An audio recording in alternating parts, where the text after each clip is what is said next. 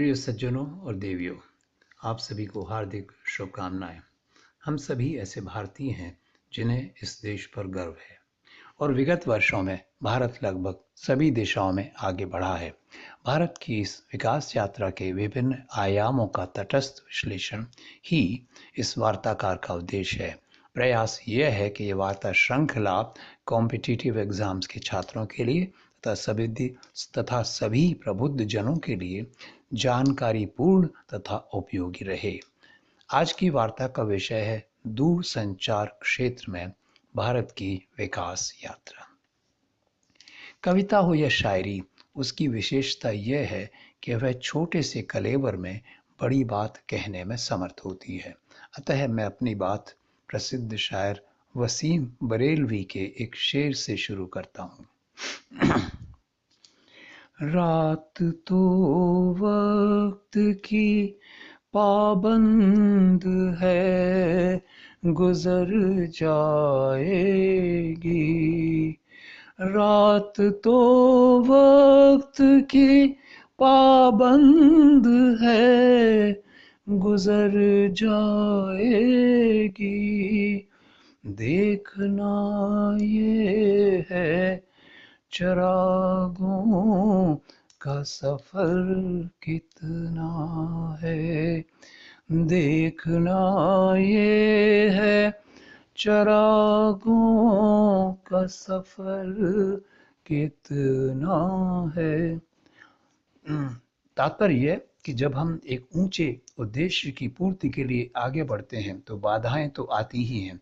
बड़ी बात यह है कि इन बाधाओं को हमने बार बार दरकिनार किया है और हमारा रोशनी का सफर जारी रहा है। यही नहीं, अपने दृढ़ संकल्प से हमने दुनिया को भी प्रभावित किया है। आज हम दूर संचार के क्षेत्र में हमारी उपलब्धियों की संक्षिप्त चर्चा करेंगे। हमारी सफलता इसलिए और भी उल्लेखनीय है क्योंकि ये हमने विगत 20 वर्षों में ही हासिल की है। दूर संचार के क्षेत्र में निजी सेक्टर का प्रवेश सन 2002 में ही संभव हो पाया था। तब हमने 2G अर्थात सेकेंड जनरेशन के मोबाइल सेट से दूर संचार क्रांति का समारंभ किया था। हम जानते ही हैं कि मोबाइल कितना उपयोगी है, बल्कि अब तो यह हमारे जीवन का आवश्यक अंग बन गया है। ये इसलिए कि अपने छोटे से कलेवर में यह एक पूरा संसार है।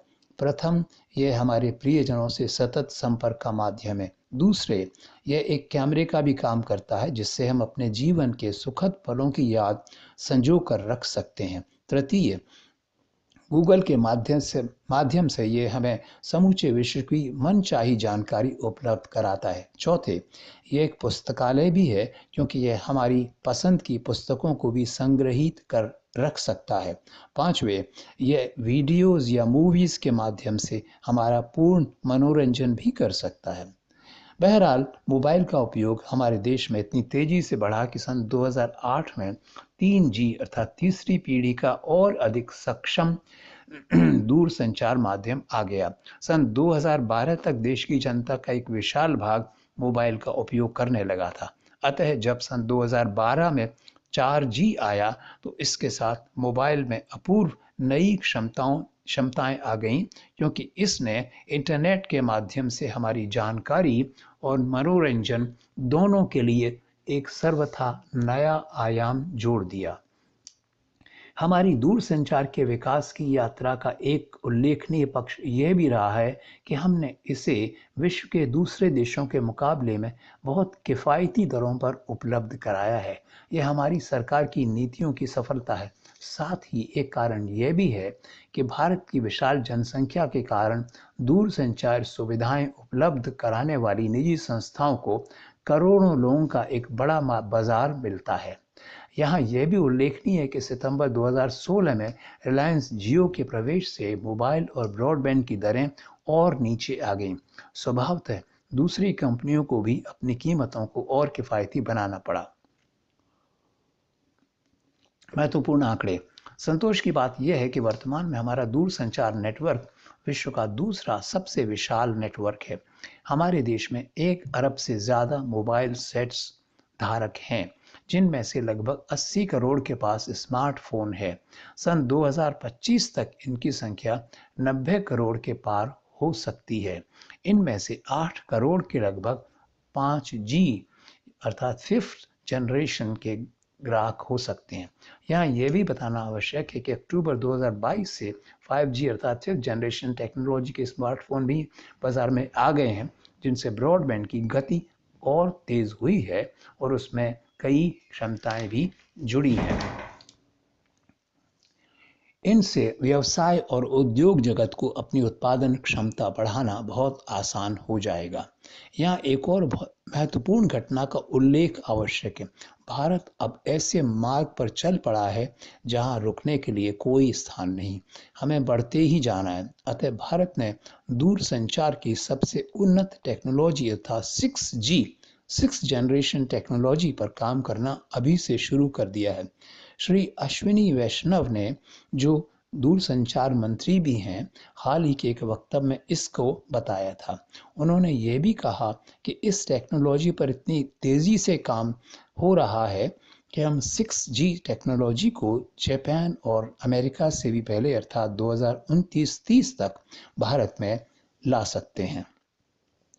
भारत की दूरगामी नीतियाँ उल्लेखनीय है कि भारत चाहे वो ऊर्जा का हो या इंफ्रास्ट्रक्चर हो या दूरसंचार, सभी में नई दूरगामी नीतियों के साथ आगे बढ़ रहा है।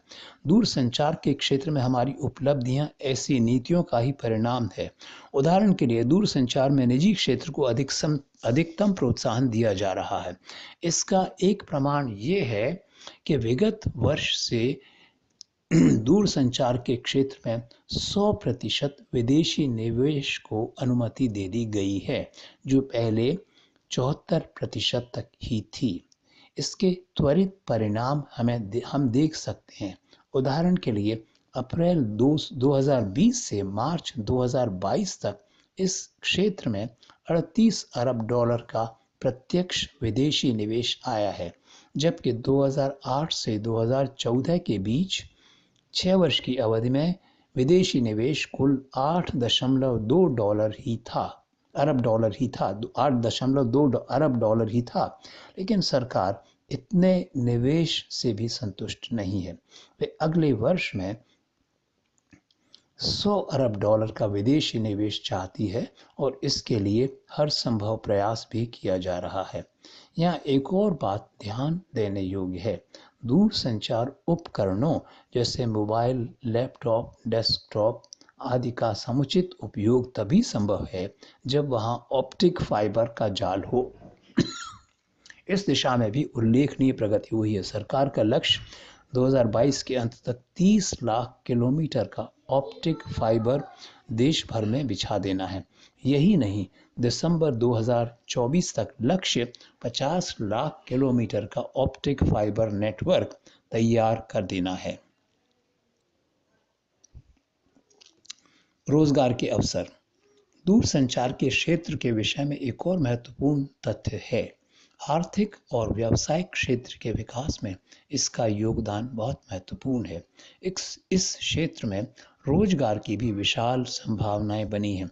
वर्तमान में 40 लाख कर्मचारी इस क्षेत्र से जुड़े हैं। अब 5G आने से इस संख्या में और वृद्धि निश्चित है, क्योंकि इस प्रौद्योगिकी के लिए और उन्नत स्किल्स की आवश्यकता होगी। एक अनुमान के अनुसार दूरसंचार क्षेत्र में 2026 तक 60 लाख लोग जुड़ सकते हैं। संक्षेप में, दूरसंचार में जहां हमारी उपलब्धियां विशिष्ट हैं, वहीं भविष्य के लिए अनंत संभावनाएं भी हैं।